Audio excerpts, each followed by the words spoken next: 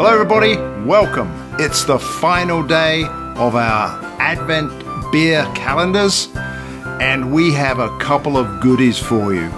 I'm wearing my Christmas hat because tomorrow of course is Christmas Day. We all hope that you get everything you want in your stockings. And I'm hoping that the Bears make it through the playoffs. So, today we have an absolutely wonderful beer for you.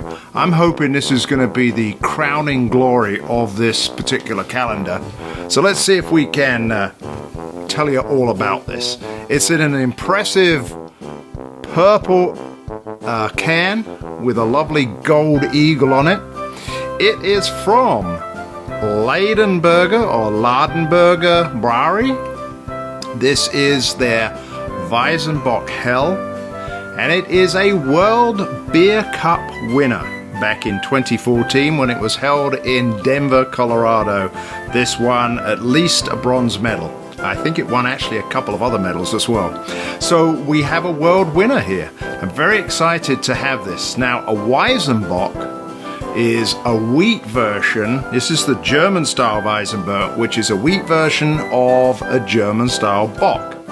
So it's going to be bigger, beefier than a Dunkelweizen, and hopefully you're going to get those melanoidins from the malt, and the Weizen ale yeast are going to be the star ingredients here. So I'm going to crack this open, get it into position, you can see it, there we go, beautiful.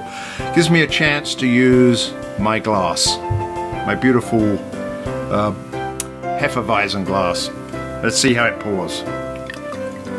So you should be getting with a Weizenbock some flavors of perhaps plum, fruit, grape, low bitterness on this. The head has poured out beautifully on this one. Look at that. Oh my goodness me. That is a definite winner of a pint. Let's put that in place. There we go. It's actually more than a pint, I guess. I don't know. Anyway, let's put the can front and center. Oh, beautiful aroma coming from it. Fruity, banana-y. It's a little bit of clove in there, just the way it should be. I'm not certain of what the percentage is on this, but I'm sure it's not that big. Probably around the 7.4. How about that? That's quite high. Goodness gracious. So anyway, this is the ultimate beer in our German beer calendar. Let's see if it provides us with the best flavors.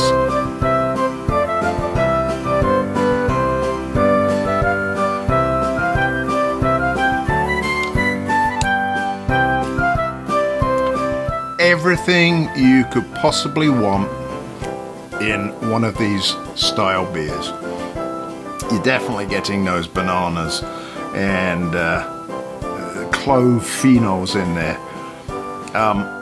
Brewery Ladenburger, or I think it's Ladenburger Brewery, is in a town called Mühle, which is halfway between Stuttgart and Nuremberg.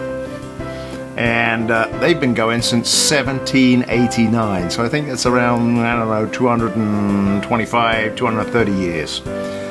Managed today by Carl Friedrich Ladenburger, 8th generation, and he's done a really good job here.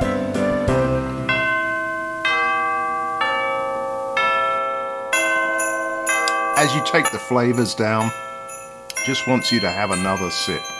This is really, really good beer. I would give it a gold medal.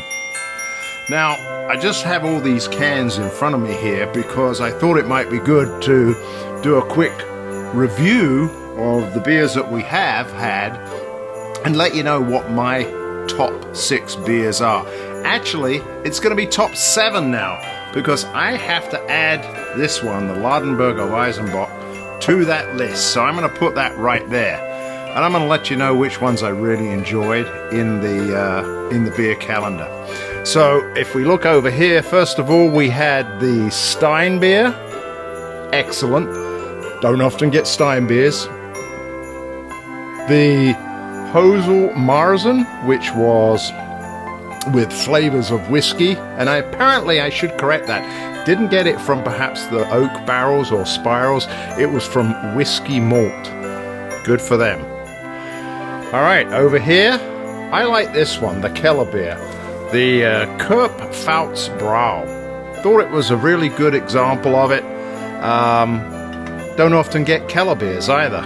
Oh, that one's not going to stand up. We'll put him over here. There we go. Below that, the Vienna Lager that came from, I can't remember who. Oh, there it was. This was the one that I had the problem with seeing the C instead of it was a C instead of a D, and this is Lonkium. That was a nice Vienna Lager. Hermbrau and their tradition. That I thought was a great example of the Pils, Bavarian Fest beer, rather. Sorry, I was looking on the Bavarian Fest beer. Great example of that. So we balance that. And finally, I enjoyed the Jubiläumsbier 333. That was from Schlossbrau. I think it was from Schlossbrau. I've had so many of these, but those were the ones that I really enjoyed the most. There we go. We'll line them up. This is the in no particular order. I thought these were all great beers. The rest of them over here, they were really good beers. An honorable mention to the Baron Weiss, the Bear Weiss. That was a good one. I did feel that we got, an overabundance of Helles lagers and Pils, but that's what German beer is mostly all about. That's their everyday drinking. That's the reason why you've got all these great breweries who have now brought over their lager styles to our country. Say what you will about the macro breweries. If you can make millions of gallons every year and it's always the same quality, you must be doing something right. Okay, well, I'm going to finish with a ding. Got my bell over here. We'll bring that front and center. In fact, I'm going to give that a double ding for this one because I think this is the best beer out the whole lot. So we'll give that a... Oh, hang on. I'll bring it in here so you can see it on the other camera. Right, we're going to give it a double ding. Beautiful. And what I'm going to do now, take a short break. We'll take you upstairs to the Brit Yankee pub Christmas tree for the final Brit Yankee Advent calendar beer, which I hope is going to be a good one. In fact, I know it is because I took it out of the calendar earlier. We'll see you in a second. Prost. Prosit, whichever.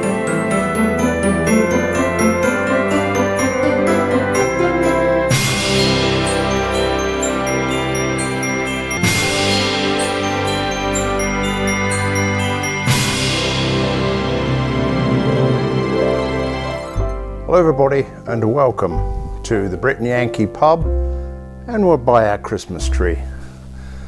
If you've been feeling the stress of the last month or so, what with COVID, running up to Christmas, well, we've got the answer for you here, because the final beer in our Brit Yankee Advent calendar that we put together is one that's sure to bring a smile to your face. This is from a brewery in the Chicago area called Werk Force Brewing, run by a couple of wonderful people. Brandon Wright is the brewer, Amanda Wright is his wife, and runs the business. She's the one who does the whole thing. And this beer that we have is called Sleepy Bear. It's something that people in the Chicago area look forward to every year. This is a bourbon barrel-aged brambleberry cheesecake. Wow, what does that mean? Well, it's 12%, that's what it means. So this is a big sipper, so you need a great glass for it. And I have a glass from Oswego Brewing Company, and the association between Oswego and Werk Force is that they were both in the same homebrewers club, Pale. Mark Wilson, who is the brewer down there at Oswego, and at Werk Force, Brandon. They were both in Pale. So I'm going to go ahead and open this up. Now this is going to be a challenge for me because I don't have a table to put it on. So hold on and bear with me. I'm going to do a very awesome balancing trick here. Hang on, let's get this into the right spot. Oh, there we go. See if I can't do this without spilling it all over the floor of the Brit Yankee pub. Here we go. Beautiful. That is pouring out with a slight tinge to it. And that tinge is probably caused by the berries that went into this. I'm going to put this down over here so that I don't spill it. Isn't that beautiful looking beer?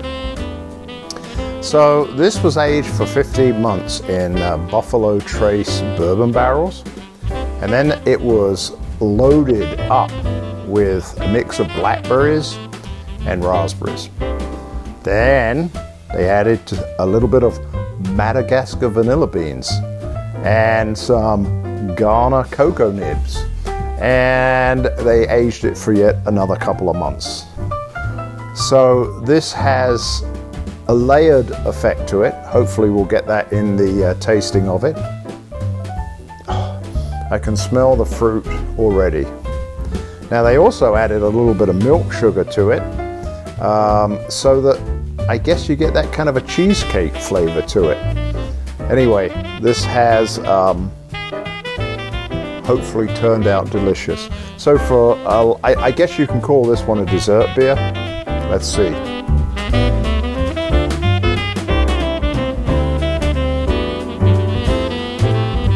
Oh my gosh. So initially you get the blackberry tartness starting to come through. And then, once you swallow that down, you've got the raspberries that have been sitting in there, or as you guys say, raspberries, sitting in the back of your mouth and on your tongue and getting that beautiful feeling of fresh fruit.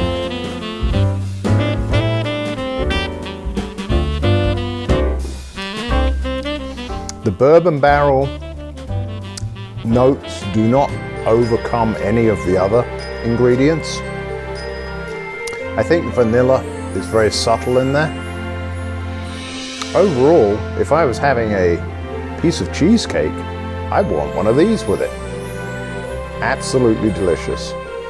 I think this has been a crowning glory to our particular beer advent calendar. We hope you've enjoyed this series, and we want you to come back next year and perhaps create your own advent calendars. I think we're going to do this again next year. Thank you very much to all the people who have watched us. We've had a great time. We hope we've introduced you to a few new beers.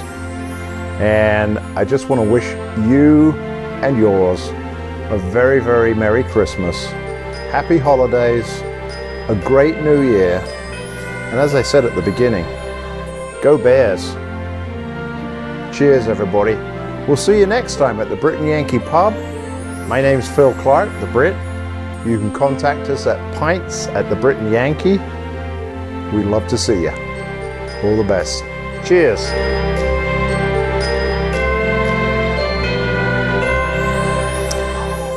That's good stuff.